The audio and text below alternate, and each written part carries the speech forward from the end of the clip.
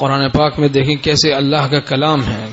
الم تر کیف ضرب اللہ مثلا کلمۃ طیبۃ کشجرۃ طیبۃ اصلها ثابت وفرعها فی السماء تؤتی اکلها کل حین باذن ربها. کیا تم نے نہیں دیکھا اللہ نے کلمہ طیبہ کی، کلمہ توحید کی کیسی مثال بیان کی؟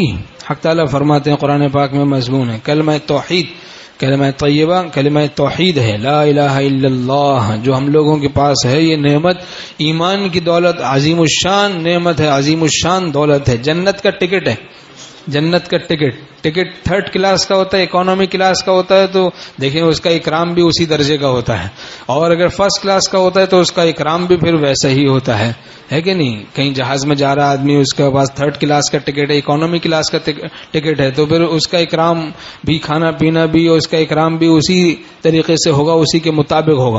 اور فرسٹ کلاس کا ٹکٹ ہے تو ہر چیز میں وی آئی پی جناب اس کے لیے انتظام ہوگا.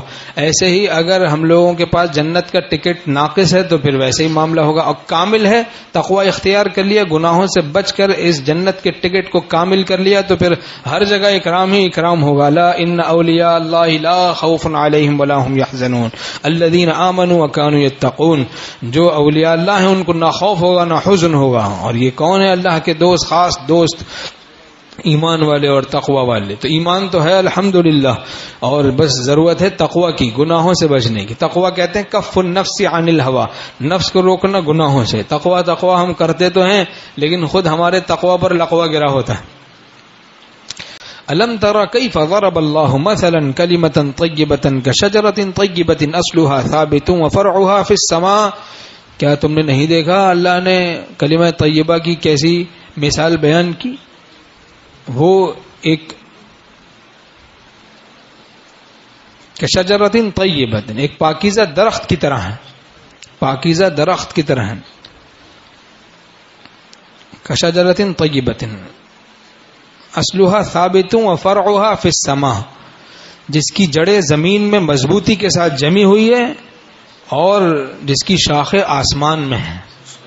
یہ کلمہ طیبہ، کلمہ توحید ہم لوگوں کے پاس ہے. لا الہ الا اللہ محمد الرسول اللہ، عظیم الشان نعمت ہے.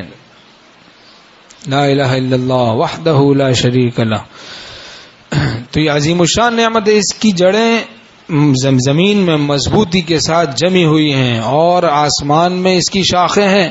ناچیز ہیں پھر بھی ہیں بڑی چیز، مگر ہم دیتے ہیں کسی ہستی مطلق کی خبر. ہم نظر وہ ہے جو اس کون و مکان سے پار ہو جائے، مگر جب روئے تاباں پر پڑے بیکار ہو جائے.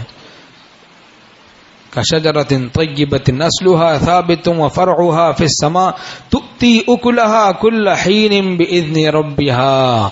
اپنے پروردگار کے حکم سے ہر آن جو پھل دیتا ہے وہ درخت ہر آن پھل دیتا ہے.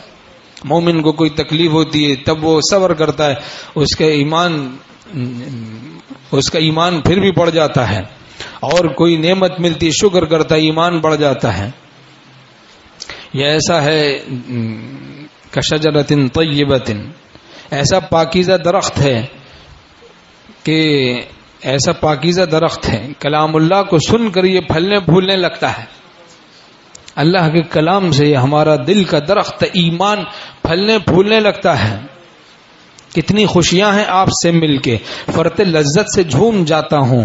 کتنی خوشیاں ہیں آپ سے مل کے.